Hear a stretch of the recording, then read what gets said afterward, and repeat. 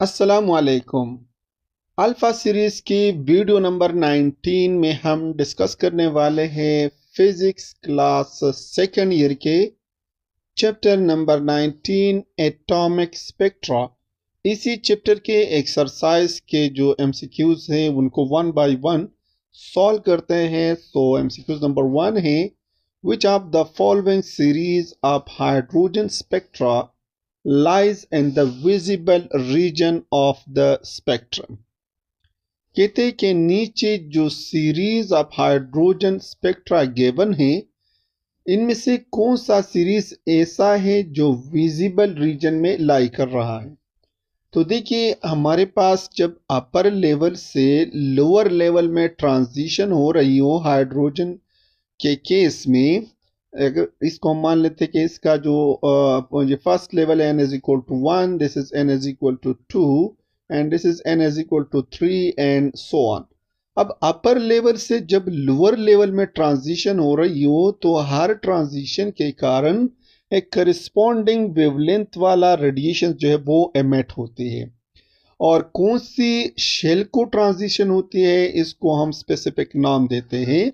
जैसे कि अपर लेवल से जब transition n is equal to 1 को हो रही हो तो हम उसको कहते हैं लेमन सीरीज, जिसमें जो रेडिएशन एमिट होती है वो हमारे पास अल्ट्रावायलेट रीजन में होती है।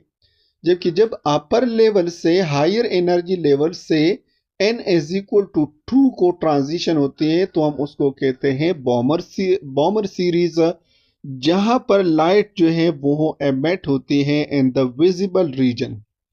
जबकि n is equal to 3 and n is equal to 4 को हम जो है पास्टन एंड ब्रेकर सीरीज कहते हैं, जिसमें इंफ्रारेड रीजन में रेडिएशंस एमिट होती है। तो विजिबल रीजन का जो स्पेक्ट्रम है that will emits when electron got transition from upper energy level to n is equal to 2, and this transition is called Balmer series. So option B is the correct option. MCQs number second है, the longest wavelength in Balmer series with wavelength 656.2 nanometer corresponds to। कहते Baumer series में जो longest wavelength है वो कौन सी transition में होती है। तो देखिए, बॉमर सीरीज की में जो होती है ना, उसको अपर लेवल से जब ट्रांजिशन होती है n इज इक्वल टू 2 को, that suppose this is n is equal to 1 and this is n is equal to 2, this is n 3 and this is 4। Upper level से जब लोअर लेवल यानी n is equal to 2 को transition होती है तो हम उसको कहते हैं बॉमर सीरीज, जिसमें लाइट एमिट होती है, जो रेडिएशन एमिट होते हैं वो हमारे पास विजिबल रीजन में होती है। आप कहते हैं, और यहाँ पर दो पॉसिबिलिटीज होती है, एक को हम कहते हैं बॉमर सीरीज और एक को हम कहते हैं बॉमर सीरीज लिमिट। जब अपर किसी भी अपर एनर्जी लेवल से ट्रांजिशन होती हो n इज इक्वल टू 2 को, तो इसको हम कहते हैं सीरीज लिमिट। जब एडजेसेंट लेवल से यानी n इज इक्वल टू 3 से n इज इक्वल टू 2 में लाइट एमिट होते जो है इलेक्ट्रॉन ट्रांजिशन करते हैं, तो इससे कि जो सीरीज हमें आ रही है वो हम उसको हम कहते हैं बॉमर सीरीज। तो बॉमर सीरीज में हमारे पास ट्रांजिशन होती है n इज इक्वल टू 3 से n इज इक्वल टू 2 को। So that one is the correct option, option A is the correct option. हाँ, इसको हम इसी तरह भी सॉल्व कर सकते हैं कि जो हमारे पास राइटबर्ग फार्मूला है that is 1 by lambda is equal to r and this is 1 by n1 square minus 1 by n2 square. इसी चीज से भी हम इसकी जो वैल्यूज है इसको फाइंड कर सकते हैं। यहाँ पर लेमडा हमें गिवन है 656.2 एंड राइटबर्ग कांस्टेंट की वैल्यू हमने सब्स्टिट्यूट करना है। n1 जो है ये हमारे पास, इसको 2 पुट करते हैं एंड n2 को हम लेंगे n। इस n2 को हमने फाइंड करना है, तो जब हम इस n2 को फाइंड करेंगे so that will gives us n is equal to 3। Option A will be the correct option. MCQs number 3 है, if 13.6 electron volt energy is required to ionize the hydrogen atom, then the required energy to remove an electron from n is equal to 2s. कहते हैं कि जब हम hydrogen atom को ionise करते हैं तो इसके लिए जो एनर्जी रिक्वायर्ड होती है वो 13.6 इलेक्ट्रॉन वोल्ट, और जब हम इस यहाँ से यानी हाइड्रोजन एटम में अगर हम n इज इक्वल टू 2 यानी सेकंड शेल से जब हम इलेक्ट्रॉन को रिमूव करते हैं तो हमारे पास जो एनर्जी रिक्वायर्ड होती है वो कितनी होती है। तो देखिए, लेट सपोज हम मान लेते हैं कि ये हमारे पास हाइड्रोजन की न्यूक्लियस है, यहाँ से first shell, second shell and third shell and fourth shell, इसी तरह हमारे पास जो शेल्स है वो हो जो है अराउंड द न्यूक्लियस। तो n इज इक्वल टू यहाँ से n इज इक्वल टू 1 से जब हम इलेक्ट्रॉन को इसी हाइड्रोजन एटम से बाहर निकालते हैं तो उसके लिए जो एनर्जी रिक्वायर्ड होती है उसको हम कहते हैं आयोनाइजेशन एनर्जी। अब यहाँ पर कहते हैं कि n इज इक्वल टू 2 से यहाँ से इसी पॉइंट से यानी इसी शेल से जब इलेक्ट्रॉन को बाहर ले जाते हैं तो उसके लिए कितनी एनर्जी रिक्वायर्ड होती है। तो इसको हम सॉल्व करते हैं from with the help of this formula, that is En is equal to minus E naught divided by n का स्क्वायर। हमारे पास जो आयोनाइजेशन एनर्जी है इलेक्ट्रॉन्स की हम उसको इसी रिलेशन से फाइंड करते हैं। तो सेकंड शेल से जब हम एनर्जी को यानी इलेक्ट्रॉन्स को जो है ले जाते हैं आउट ऑफ द एटम तो यहाँ पर n की जगह हम पुट करते हैं 2, so that is E2s equal to E naught हमारे पास जो है वो एनर्जी है जब हम n इज इक्वल टू 1 से इलेक्ट्रॉन्स को जो है उसको एटम से बाहर ले जाते हैं। सो दैट जिसकी वैल्यू हमें गिवन है 13.6, सो this is 13.6 electron volt divided by n, so this is n का स्क्वायर यानी 2 का square, so this is minus 13.6 divided by 2 का स्क्वायर हमारे पास आएगा 4, एंड जब हम 13.6 को हम 4 पर डिवाइड करते हैं so that gives us 3.4 electron volt. ये हमारे पास जो जो सेकंड शेल है उसमें इलेक्ट्रॉन्स के लिए एनर्जी रिक्वायर्ड है। तो हम जब इसी इलेक्ट्रॉन को तो infinity out of the atom ले जाते हैं सो जो एनर्जी रिक्वायर्ड होगी that will be delta E is equal to E infinity minus E2। यहाँ पर वैल्यूज को पुट करते हैं so this is delta E is equal to infinity में जो n इज इक्वल टू जो इन्फिनिटी है वो हमारे पास 0 होगी। यहाँ पर जब हम n की जगह इन्फिनिटी पुट करते हैं तो हमारे पास E not divided by infinity का square, so anything divided by infinity gives us 0, and this is minus E2 की वैल्यू हमारे पास है minus 3.4 electron volt. So that will be delta E is equal to minus से plus हो जाएगा, so that will be 3.4 electron volt, जो कि correct option है हमारे पास ऑप्शन C में। C is the correct option। MCQ number 4 है if an atom excites and exists in excited state n is equal to 5, the maximum number of transition that take place is। कहते हैं कि एक atom जो कि n is equal to 5 excited state में है तो जब ये n is equal to 5 से लोअर एनर्जी लेवल में इलेक्ट्रॉन ट्रांजिशन करते हैं तो कितने नंबर्स ऑफ रेडिएशंस जो है यानी ट्रांजिशन लाइंस जो है वो एमिट होगी। सिचुएशन कुछ ऐसे तरह है कि अगर ये हमारे पास n इज इक्वल टू 1 है, ये हमारे पास n इज इक्वल टू 2 है, this is 1 and this is 2, this is n is equal to 3, this is n 4 and this is n 5 6 and so on. तो कहते हैं इसी n इज इक्वल टू 5 में एक इलेक्ट्रॉन जो है वो पड़ा हुआ है, जब वो नीचे आ रहा है तो उससे कितने number of transition line emit होगी। तो देखिए n इज इक्वल टू 5 से n इज इक्वल टू 4 में जब आ रहे तो एक ट्रांजिशन लाइन एमिट होगी, n इज इक्वल टू 5 से n इज इक्वल टू 3 में एक लाइन एमिट होगी, n इज इक्वल टू 5 से n is equal to 2, n is equal to 1 तक यानी जितने भी लोअर शेल्स है उसमें ट्रांजिशन होगी। ये पहला सीरीज हो गया। दूसरी सीरीज है कि अगर n इज इक्वल टू 2 में फिर n इज इक्वल टू 1 में ट्रांजिशन होगी। तो जब भी हम अपर एनर्जी लेवल से लोअर एनर्जी लेवल में नंबर ऑफ ट्रांजिशन को फाइंड करते हैं तो उसके लिए हम यूज करते हैं formula that is n to n minus 1 divided by 2। तो n हमारे पास एक्साइटेड स्टेट है, तो यहां पर एक्साइटेड स्टेट है 5, सो this is 5 into 5 minus 1 divided by 2, that gives us 5 into 4 divided by 2. 5 and 4 are 20 divided by 2, that gives us a 10. So हमारे पास जब n is equal to 5 in excited state में electron हो तो lower energy level में इसके जो number of transition है वो होगी 10। Option C is the correct option.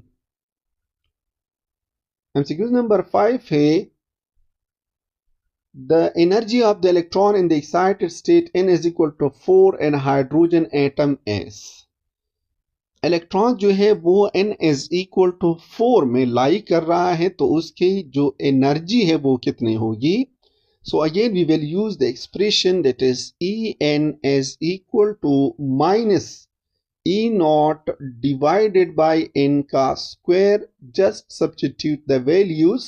E naught जो है ये हमारे पास है 13.6 इलेक्ट्रॉन वोल्ट और n की जगह हम पुट करेंगे 4, so this is 4 का square that is minus 13.6 electron volt divided by 4 का स्क्वायर हमारे पास आएगा 16। so 13.6 को जब हम 16 पर डिवाइड करते हैं so that gives us minus 0.85 electron volt. तो n is equal to 4 के लिए जो करस्पॉन्डिंग एनर्जी है that will be minus 0.85 electron volt. Option C is the correct option. MCQ number 6 है the radius of third Bohr orbit is greater than the radius of first Bohr orbits by a factor of।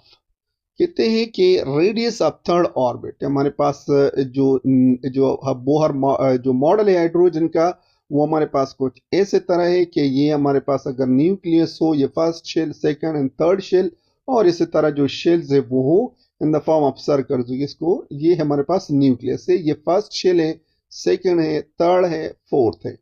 तो कहते हैं कि third Bohr orbit का यानी इसी orbit का जो साइज है जो वैल्यूज है that is compare to the first orbit, यानी यहां से यहां तक जो डिस्टेंस है ये इसी n इज इक्वल टू 1 यानी फर्स्ट ऑर्बिट की कितनी गुना जो है वो ज्यादा होगी।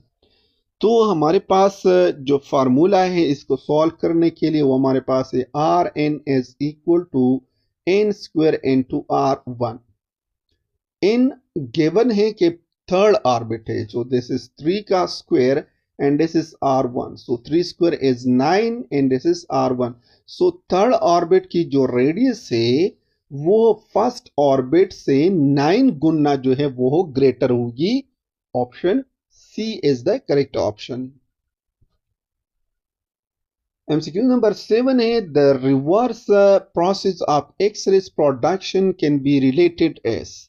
Reverse process of X-rays production हमारे पास क्या है, तो देखिए एक्स-रेज प्रोडक्शन में जो है हमारे पास इलेक्ट्रॉन वो एक टारगेट को जो है हिट कर रही है जिससे हमारे पास एक्स-रेज फोटॉन जो है वो एमिट होती है, जबकि फोटो इलेक्ट्रिक इफेक्ट में हमारे पास जो है वो लाइट फोटॉन जो है एक मेटल सरफेस को हिट करती है जिससे इलेक्ट्रॉन जो है वो एजेक्ट होती है।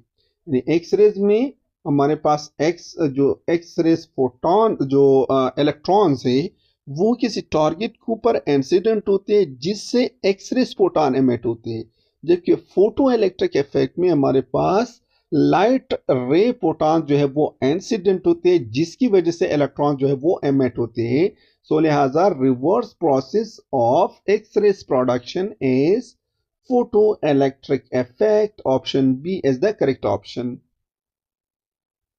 MCQ number 8 है the duration of metastable state is approximately। metastable state की जो ड्यूरेशन है वो हमारे पास कितनी होगी, तो देखिए हमारे पास 3 तरह के लेवल्स है।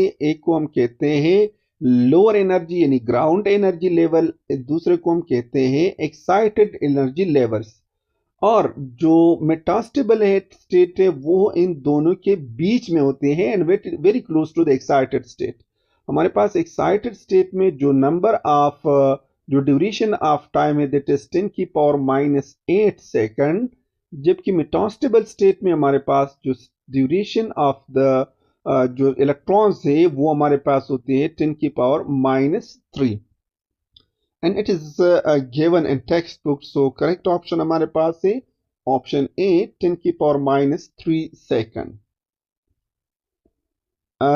9 नंबर एमसीक्यूज है helium neon laser beam emitted from a discharge tube has a colour.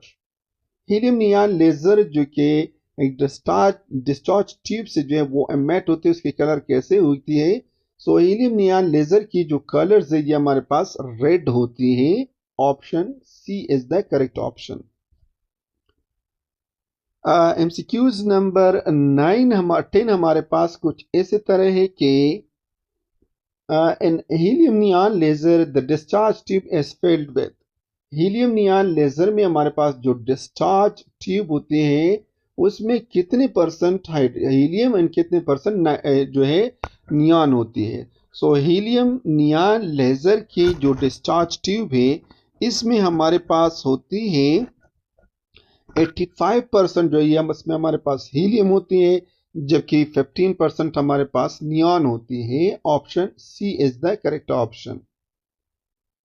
MCQ number 11 है an neon the 20.66 electron volt level can undergo lasing action to be 18.770 electron volt level.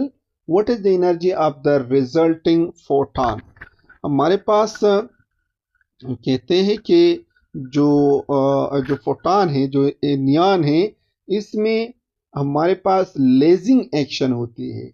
एक है shells हमारे पास जिसकी energy है 20.66 electron volt, दूसरे की हमारे पास 18.70 electron volt. जो energy of the resulting photon है वो कितना होगी? तो सिंपल है, हमारे पास एक एनर्जी लेवल्स ये है, एक एनर्जी हमारे पास ये है। ये अपर एनर्जी लेवल जो है ये 20.66 इलेक्ट्रॉन वोल्ट है। लोअर एनर्जी लेवल ये हमारे पास 18.70 इलेक्ट्रॉन वोल्ट है। तो इससे इस शेल से यहाँ पर जो है इलेक्ट्रॉन ट्रांजिशन करती है, तो इससे जो एनर्जी एमिट होती है उसकी जो फोटॉन है उसकी एनर्जी क्या होगी? तो simply we will find the difference between the two levels, that is 20.66 electron volt minus 18.70 electron volt, and that gives us 1.96 electron volt. So when the electron got transition and neon जो lazing system है उसमें जब 20.66 electron volt से transition होती है 18.70 electron volt को, तो यहाँ पर जो फोटॉन एमिट होते हैं that will gets energy of 1.96 electron volt. Option D is the correct option. MCQ number 12 है in connection with the inertial transition from the symbol L beta refer to X-rays emission associated with an electron going from। हमारे पास जो inertial transition है जिसके लिए हमारे पास x ray जो emission है, एक्सरे एमिशन में हमारे पास inertial transition के लिए जो सिंबल हम यूज करते हैं एल लेम्डा, तो ये एल लेम्डा हमारे पास कौन सी दो एडजेसेंट शेल्स की ट्रांजिशन को रिप्रेजेंट कर रही है? तो देखिए जब हमारे पास इलेक्ट्रॉन्स जो है वो n is equal to n shell से हमारे पास l शेल को ट्रांजिशन कर रही हो, तो हमारे पास जो कैरेक्टरिस्टिक एक्सरेज एमिट होते हैं उसको हम रिप्रेजेंट करते हैं एल बीटा से। तो n हमारे पास है 4 जो कैपिटल N जिसको KLMN जो नाम देते हैं, n हमारे पास होगी n इज इक्वल टू 4 और जो l है दैट विल बी हमारे पास होगी 2। सो जब हमारे पास ट्रांजिशन होगी between the two levels n is equal to 4 and n is equal to 2, तो हमारे पास this is n is equal to 2 यानी n is equal to 4 and n is equal to 2 के बीच इलेक्ट्रॉन जब ट्रांजिशन कर रही है तो उससे जो कैरेक्टरिस्टिक एक्सरेज एमिट होते हैं उसको हम रिप्रेजेंट करते हैं एल लेम्डा से। सो करेक्ट ऑप्शन हमारे पास है option C, n is equal to 4 to n is equal to 2।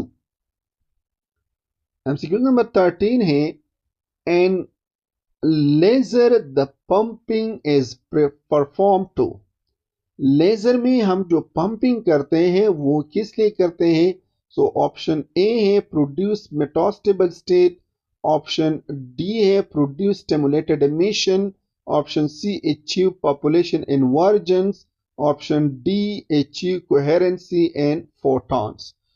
तो हमारे पास जो पंपिंग है उस पंपिंग को हम इसलिए कर रहे हैं ताकि हमारे पास जो मेटास्टेबल स्टेट है वो एक्साइट हो जाए, क्योंकि यहाँ पर लेजर की बात हो रही है।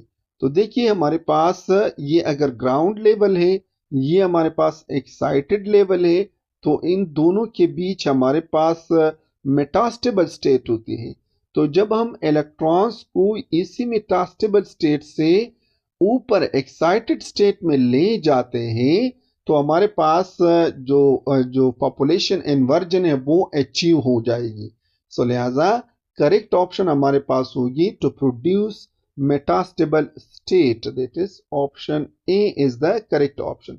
दूसरे सेंस में हम इसको इस तरह भी कह सकते हैं कि हम जो पॉपुलेशन इन्वर्जन है, पॉपुलेशन इन्वर्जन हमारे पास होते हैं अपर एनर्जी लेवल्स में इलेक्ट्रॉन्स की तादाद ग्रेटर होगी from the lower energy levels. तो चूंकि लेजर का लफ्ज अगर ना होता और हम इस सिंपल इस तरह कहते हैं टू अचीव, यानी हम अगर पंपिंग प्रोसेस करते हैं तो इस किस लिए करते हैं ताकि पॉपुलेशन इन्वर्जन को गेन कर सकें। और हमारे पास जो लेजर की जो एमिशन होती है वो from the excited state to metastable state होती है। तो मेटास्टेबल स्टेट को एक्साइट करने के लिए हम जो पंपिंग प्रोसेस है उसको करते हैं। So option A is the correct option. Last MCQs है हमारे पास MCQs number 14। An linear momentum of an electron in Bohr orbit of hydrogen atom principal quantum number n as proportional to. Linear momentum जो है वो कौन सी number of जो principal quantum number है उसको प्रोपोर्शनल है। तो देखिए हमारे पास लीनियर मोमेंटम के लिए सिंपल एक्सप्रेशन है that is Pn is equal to mn to Vn। Vn हमारे पास लीनियर वेलोसिटी है जिसको हम कैलकुलेट करते हैं from Vn is equal to V1 divided by n। तो यहां पर Vn की जगह हम पुट करेंगे V1 divided by n, so that will be mn to V1 divided by n।